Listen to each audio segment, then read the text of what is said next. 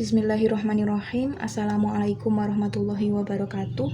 Saya Titis Yuli Handayani dari kelas PAIC akan menjelaskan tentang 4 pembahasan pertama mata kuliah Teosofi untuk memenuhi tugas ujian tengah semester yang diampu oleh Bapak Rumah Mubarok MPDI. Nah, 4 pembahasan itu yang pertama yaitu Teosofi, pengertian dan sejarah perkembangannya. Yang kedua tasawuf falsafi, jejak-jejak Al-Ghazali dan Ibnu Arabi. Yang ketiga perbedaan pandangan tentang Tuhan, manusia, dan alam menurut para filosof dan sufi. Dan yang keempat, teori kenabian menurut pandangan filosof dan sufi. Nah, yang pertama yaitu teosofi, pengertian dan sejarah perkembangannya. Teosofi berasal dari bahasa Inggris yaitu theosophy, yang terpecah menjadi dua, yaitu theos dan sophia. Theos dikenal sebagai teologi, yang berarti Tuhan atau Allah, dan sophia dikenal sebagai sufimisme atau tasawuf yang berarti kebijakan. Sehingga dengan ini dapat disimpulkan bahwa teosofi adalah teologi dan sufimisme. Teologi sendiri memiliki pengertian, yaitu theos adalah Tuhan yang tadi sudah dijelaskan, dan logos sebagai pembentuk kata teologi yang berarti ilmu pengetahuan. Maka teologi adalah ilmu yang mempelajari tentang ketuhanan yang mana dalam prakteknya digunakan untuk mengetahui doktrin-doktrin atau aliran-aliran agama. Nah, kemudian sufimisme atau tasawuf adalah ilmu yang mempelajari cara-cara menyucikan jiwa, menjernihkan akhlak, membangun lahir batin, dan memperoleh kebahagiaan yang abadi.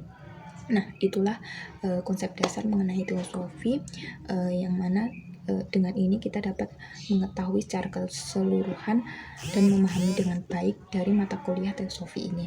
Kemudian masuk kepada sejarah perkembangan teosofi. Terbagi menjadi dua seperti pada pengertian tadi, yaitu sejarah perkembangan teologi dan sejarah perkembangan sufiisme. Yang pertama, sejarah perkembangan teologi.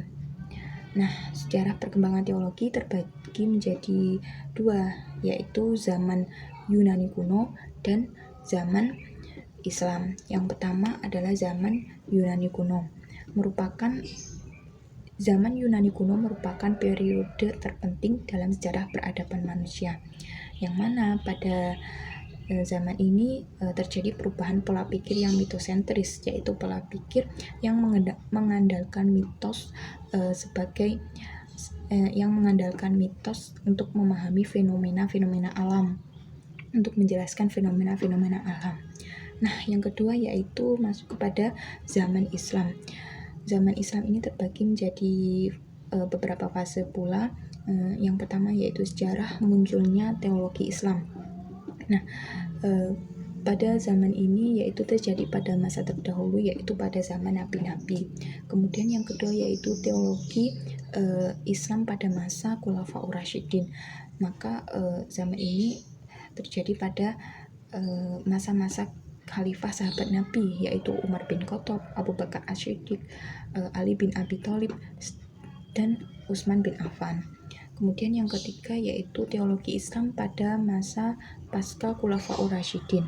Nah, pada masa ini telah muncul aliran-aliran Islam seperti Khawarij, Mu'tazilah, kemudian Murji'ah, Ahlus Sunnah wal Jamaah, dan Jabariyah. Nah, kemudian kita masuk kepada pembahasan sejarah perkembangan sufimisme. Nah, sejarah perkembangan sufimisme terbagi menjadi masa pembentukan, masa pengembangan, dan masa konsolidasi, yaitu yang mana pada fase konsolidasi ini fase di mana tasawuf dikuatkan berasal dari dasarnya yang asli, yaitu hadis dan Al-Quran dan hadis. Nah, kemudian yang keempat yaitu masa falsafi, yang mana dikenal bahwa tasawuf memadukan antara rasa atau zauq dan rasio atau akal. Kemudian yang kelima yaitu pada masa kemurnian, dan yang keenam pada masa abad ke-9, 10, dan sesudahnya. Nah, itulah pembahasan mengenai pengertian dan sejarah perkembangan teosofi itu sendiri. Nah, pembahasan yang kedua yaitu tasawuf falsafi, jejak-jejak Al-Ghazali dan Ibnu Arabi. Tasawuf falsafi adalah tasawuf yang ajarannya memadukan antara visi mistik dan rasional dari penggagasnya yang menggunakan terminologi filosofis. Ruang lingkup dari pembahasan tasawuf falsafi yaitu latihan rohaniyah dan iluminasi atau hakikat untuk mengetahui suatu alam yang gaib. Tokoh sentral tentang tasawuf falsafi ini adalah Al-Ghazali dan Ibnu Arabi.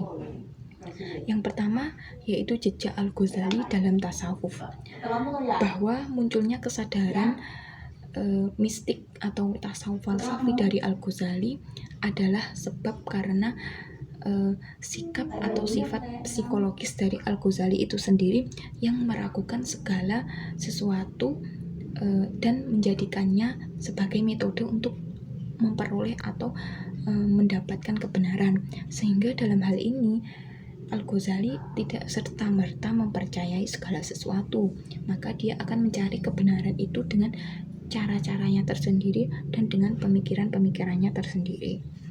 Nah, yang kedua yaitu jejak Ibnu Arabi dalam tasawuf. Nah, secara singkat atau keseluruhan kesimpulan dari pemikiran Ibnu Arabi adalah bahwa tasawuf falsafi menurut Ibnu Arabi yaitu sistem ajaran yang dikembangkannya yaitu kombinasi dari sufisme klasik dan filsafat neoplotisme serta teologi Islam itu sendiri. Nah, itulah pembahasan mengenai tasawuf falsafi, jejak-jejak Al-Ghazali dan Ibnu Arabi dalam tasawuf. Kemudian pembahasan yang ketiga adalah perbedaan pandangan mengenai Tuhan, manusia, dan alam menurut para filosof dan sufi. Nah, yang pertama yaitu pandangan mengenai Tuhan. Nah, menurut para filosof dan sufi, pandangan mengenai Tuhan itu seperti pemikiran dari Al-Kindi, Al-Farabi, dan Ibnu Tufail memiliki pemikiran yang berbeda. Yang pertama yaitu menurut Al-Kindi, bahwa wujud Tuhan itu adalah wujud yang hak atau benar, yang mana Tuhan itu bukan yang ada, bukan yang asalnya tidak ada menjadi ada, tetapi Tuhan itu ada dan akan selalu ada. Kemudian pemikiran yang kedua yaitu menurut Al-Farabi, bahwa sifat Tuhan itu jauh dari makhluknya dan tidak dapat dicapai kecuali dengan jalan perenungan. Untuk memikirkan sifat-sifat Tuhan itu dilakukan perenungan batin. Tuhan itu azali, dia adalah pencipta alam semesta ini. Kemudian yang ketiga adalah pemikiran Ibnu Tufail, bahwa penyebab awal dari segala sesuatu itu pasti adalah ada penyebabnya, dan pemberi dari wujud pada semua makhluk itu adalah Tuhan, dan penyebab dari segala sesuatu itu tadi adalah Tuhan itu sendiri. Itu pemikiran dari Ibnu Tufail. Nah, itulah adalah 3 filosof atau sufi yang menuangkan ide atau pemikirannya mengenai konsep atau pandangan tentang Tuhan. Nah, yang kedua yaitu pandangan mengenai manusia atau pemikiran tentang manusia menurut para filosof dan sufi. Nah, 3 tokoh yang menyumbangkan pemikirannya ini adalah, yang pertama adalah Al-Kindi, kemudian Al-Farabi, dan Al-Ghazali. Menurut pemikiran yang pertama yaitu pemikiran Al-Kindi, bahwa manusia memiliki keutamaan, dan keutamaan itu adalah budi pekerti yang terpuji atau sifat-sifat yang baik dan akhlak-akhlak yang baik. Itulah manusia menurut Al-Kindi. Nah, pemikiran yang kedua yaitu menurut Al-Farabi, bahwa manusia itu adalah gabungan dari roh, jiwa, dan jasad yang menjadi satu, dan sebagai wadahnya. Selain itu, memiliki akal. Jadi jasad adalah wadah dari roh dan jiwa itu. Kemudian manusia itu memiliki akal yang membedakan antara makhluk Allah yang lainnya. Nah, pemikiran yang ketiga yaitu menurut Al-Ghazali, bahwa manusia atau umat itu terbagi menjadi ketiga yaitu manusia lawan. Manusia awam, yaitu manusia yang memiliki pemikiran yang sederhana. Kemudian yang kedua yaitu manusia atau kaum pilihan, yang mana akalnya itu tajam, berpikir dalam dan mampu menuangkan ide-idenya. Dia memiliki pemikiran yang dalam dan lebih dari manusia awam. Yang ketiga yaitu manusia kaum pemecah atau kaum yang setingkat lebih tinggi lagi daripada kaum atau manusia pilihan itu tadi, bahwa kaum pemecah atau manusia pemecah ini dia yang menyumbangkan argumen-argumen atau pemikiran-pemikiran baru untuk menyangkal pemikiran-pemikiran yang sudah ada. Nah, itulah hebatnya manusia menurut Al-Ghazali. Nah, yang ketiga yaitu pembahasan mengenai pandangan alam menurut para filosof. Nah, para filosof yang pemikiran filosof tentang pandangan alam ini berbeda-beda, seperti pemikiran antara Al-Kindi, Al-Farabi, dan Ibnu Rushdi itu memiliki pemikiran tersendiri. Yang pertama yaitu Al-Kindi. Al-Kindi berpendapat bahwa alam ini baru. Alam itu ada permulaan dan alam ini dapat berakhir. Alam ini ada yang menciptakan, dan yang menciptakan itu adalah Tuhan, seperti pemikiran Al-Kindi sebelumnya. Nah, yang kedua yaitu Al-Farabi. Pemikiran Al-Farabi bahwa alam itu terdiri dari langit dan bumi. Alam semesta adalah sebuah bola besar sebagai yang mana bumi sebagai pusatnya dan dikelilingi oleh langit atau lingkaran falak yang digambarkan oleh Al-Farabi. Nah, jadi seperti itulah pemikiran Al-Farabi tentang alam. Yang ketiga yaitu Ibnu Rushdi. Ibnu Rushdi berpendapat sesuai seperti Aristoteles, bahwa wujud alam itu didasarkan pada adanya saling keterkaitan antar bagiannya dan membentuk satu kesatuan alam semesta. Nah, itulah pembahasan ketiga mengenai perbedaan pandangan antara Tuhan, manusia, dan alam semesta menurut para filosof dan sufi, yang mana beliau memiliki pandangan atau pemikiran yang berbeda-beda. Pembahasan yang keempat yaitu mengenai teori kenabian antara nabi dan filsuf menurut pandangan filosof dan sufi. Nah, berbicara tentang teori kenabian, kita akan membahas yang pertama yaitu pengertian dan konsep dasar kenabian. Nah, nabi adalah seseorang yang dianugerahi bakat intelektual yang luar biasa, sehingga ia mampu mengetahui sendiri semua hal tanpa melalui suatu pengajaran. Nah, filosof Al-Farabi dan Ibnu Sina sepakat dengan pendapat ini.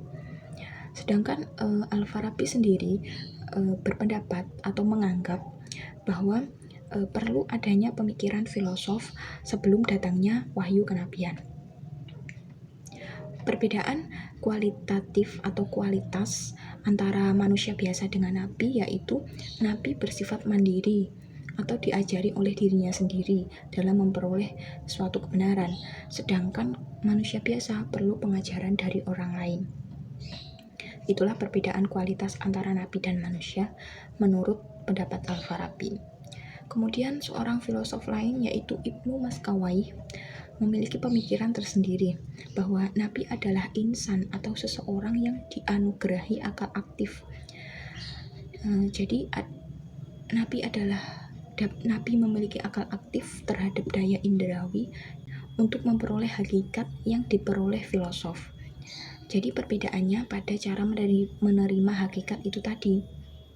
Nah, apabila filosof itu hakikat diterima dari bawah ke atas atau dari daya indrawi ke daya khayal lalu ke daya sumber segala hakikat. Sedangkan nabi dimulai dari akal aktif, kemudian turun pada dirinya sendiri. Jadi sumber kebenaran nabi adalah akal aktif itu. Nah, sementara itu filosof lain yang berpendapat yaitu Ar-Razi. Ar-Razi adalah rasionalis murni. Beliau mengungkapkan bahwa nabi tidak boleh mengklaim dirinya sebagai orang yang memiliki keistimewaan khusus baik pikiran atau rohani. Jadi beliau berpendapat bahwa Nabi itu sama seperti manusia biasa. Maka Ar-Razi ini memiliki pendapat yang berbeda dengan tokoh-tokoh sebelumnya. Nah, kemudian berbicara tentang ciri-ciri kenabian. Al-Farabi pun berpendapat bahwa Nabi memiliki imajinasi yang kuat, di mana objek indrawi dari luar tidak dapat mempengaruhi dirinya. Ia dapat menerima visi dan kebenaran dalam bentuk wahyu. Nah, Nabi ini dapat berhubungan langsung dengan akal ke-10, yakni malaikat Jibril tanpa latihan. Sedangkan filosof atau filsuf dapat berhubungan dengan Tuhan itu melalui akal yang terlatih, jadi melalui latihan terlebih dahulu.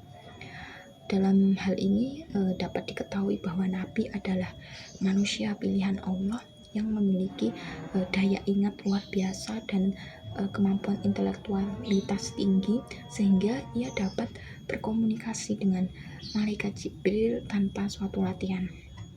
Nah, itulah teori tentang kenabian menurut para filosof dan sufi, dan inilah pembahasan pertama mata kuliah teosofi yang tadi dari awal, yaitu mengenai teosofi, pengertian dan sejarah perkembangannya.